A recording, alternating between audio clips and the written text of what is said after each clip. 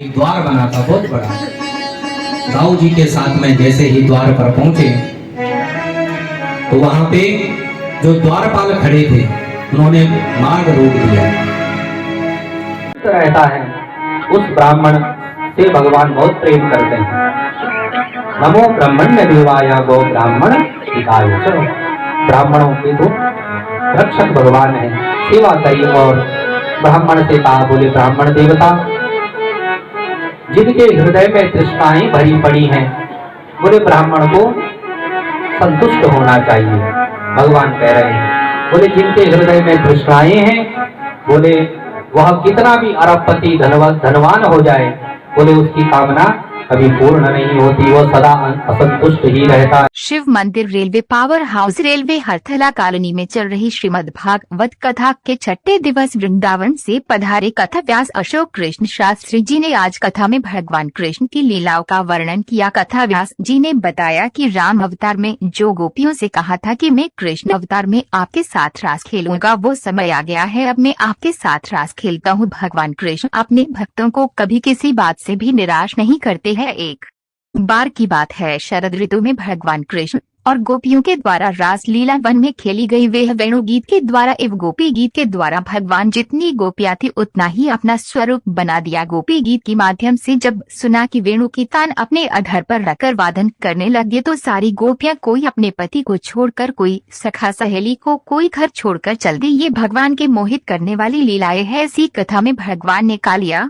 नाग का उद्धार किया, कंस का उद्धार किया है तथा कथा व्यास जी ने कहा भगवान प्रकृति पुरुष और सांसारिक सुख को समझने के लिए रुक्मणी के साथ भगवान का विवाह संपन्न हुआ। उन्होंने भागवत का अर्थ बताया कि भा का अर्थ भाग्य, ग का मतलब गंगा, व का अर्थ वायु, तक का अर्थ तरना। इन चारों शब्दों को मिलाकर भगवान वेद व्यास जी ने भागवत की रचना की। कथा में कहा कि मानव जीवन एक दुखालय है, परंतु जब हम भगवान के श्री चरणों की पूजा करते हैं एवं भगवान के साथ अपना भक्तिमय संबंध स्थापित कर लेते हैं तो हमारा जीवन भगवान सुखालय बना देते हैं।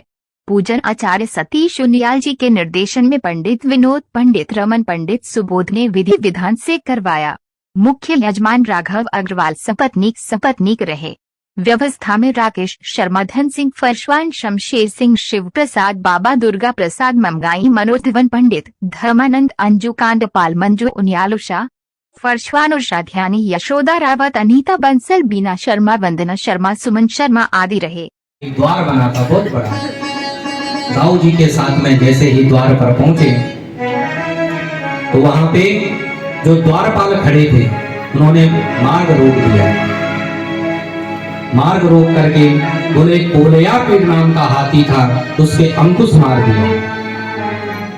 और अंकुश जैसे ही मारा उस महावत ने हाथी पर कि वो कोलया पीड़ भगवान को मारने के लिए दौड़ा। जैसे ही दौड़ा तो भगवान ने भी इस कुबलया पीड़ को पकड़ करके और ऐसे उसको सूंड पकड़ करके ऐसे घुमाया और एक उसको चट्टान पे मार करके भगवान ने उद्धार कर दिया। और इस प्रकार से उसके दोनों दांत तोड़ करके एक दांत कन्हैया ने पकड़ लिया और एक दांत दाऊ जी ने पकड़ सभा में प्रवेश किया। जैसे ही सभा में प्रवेश किया भगवान का जब सबने दर्शन किया तो सब अपनी अपनी भावना से भगवान का दर्शन कर रहे। सब प्रकार के लोग उस सभा में बैठे। सुखदेव जी ने यहाँ 9 के 9 रस प्रकट कर दिए। मल्लानाम असनिर्णनाम नरवर, बड़े बड़े वहां वीर बैठे हैं योद्धा, उनको भगवान योद्धा के ही रूप में दिखाई दिए।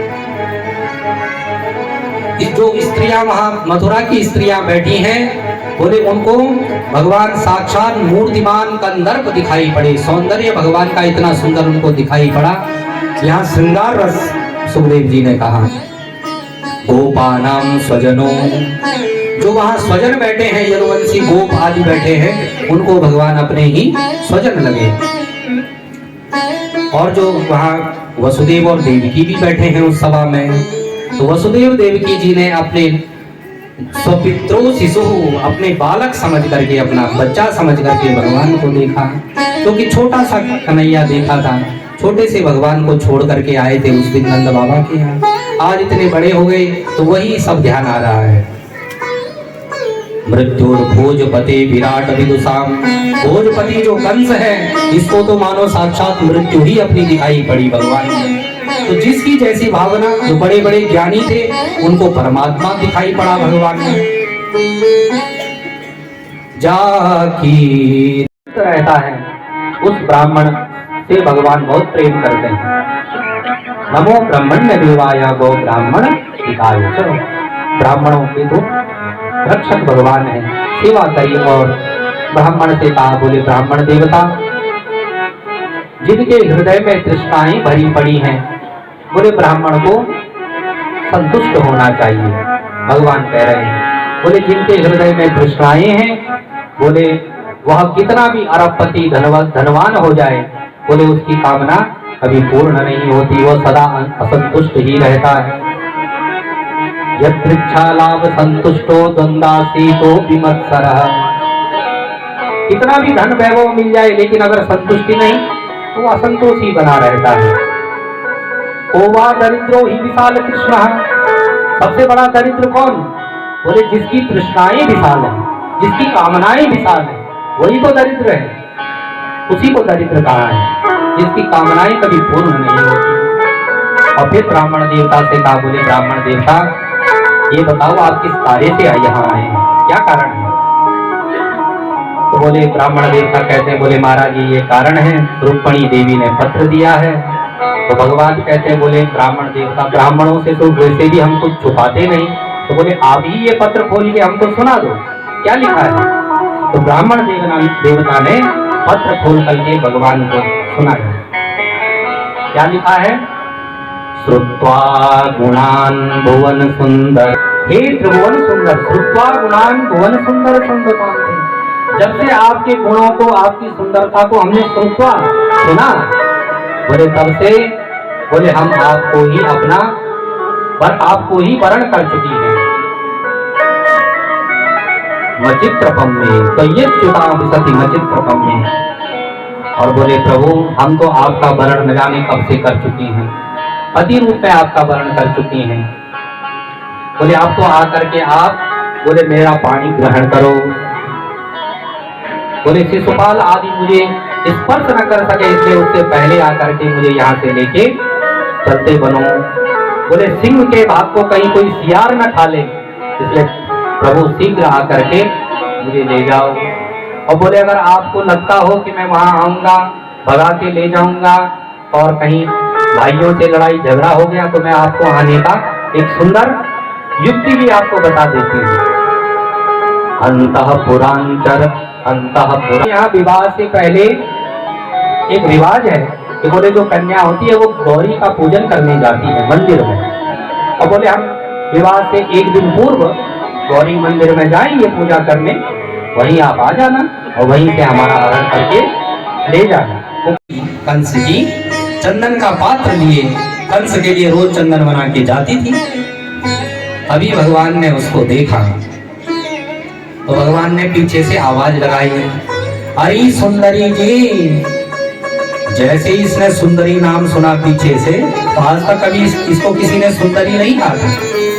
इसने पीछे मुड़ के देखा, भगवान से कहती है मोते का कही का? बोले हाँ सुंदरी जी आपसे ही कही। तो इसने अपना परिचय दिया, कौन है? दास्यास्महं सुंदर कंस सम्मता त्रिवक्र नामायनुलेप कर्मणि मद्भावितं भोजरत्पतेरति प्रियं विना युवां कोन्यतमस्त नरहति। बोले मैं कंस की दासी, दास्यास्महं सुंदर कंस सम्मता, और मेरा नाम है सैरंध्री। सैरंध्री नाम है। बोले मैं कंस की दासी हूँ और रोज ये चंदन की सेवा कंस को जाके देती हूँ। तो भगवान बोले देवी अगर इतनी बढ़िया सेवा है तो बोले आपके चंदन में तो बड़ी महक आ रही है, बड़ी खुशबू आ रही है, क्यों ना थोड़ा चंदन देवी हमको भी दे दो। वो देवी तो बड़ी प्रसन्न हो गई, बोले प्रभु आज तो मैं धन्य हो गई। बोले ये चंदन आप लेंगे, मेरा तो सौभाग्य है। बोले प्रभु ये थोड़ा सा नहीं, आप ये पूरा पात्र ले लीजिए। भगवान को पूरा अपना चंदन का पात्र दे दिया और भगवान ने भी खूब चंदन उसका लगाया। ब्रजवासियों ने भी खूब चंदन पोता और पात्र खाली करके उसको दे दिया। ब्रजवासी बोले लाला तूने इसको सारो सारो चंदन खोद दियो और लियो दियो कछुना।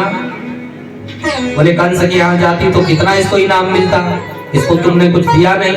भगवान कहते हैं हम इसको ऐसी वस्तु देंगे जो आज तक किसी ने दी न हो। तुरंत भगवान ने उसी समय उसको अपने पास में खड़ा किया, उस त्रिवक्रा को, और उसके एक पैर के अंगूठे के ऊपर अपना अंगूठा रखा और अपने हाथ को उसकी ठोड़ी में रख करके एक जोर का झटका दिया कि मुकुंदस्स परमासद्यो बभू। सुंदर वह जो त्रिवक्रा थी बड़ी ही सुंदर और सुंदरी दिव्य हो गई। सब देखते रह गए, वाह लाला तूने तो इसको बड़ा सुंदर बना दिया। ब्रजवासी जय जयकार करने लगे। इस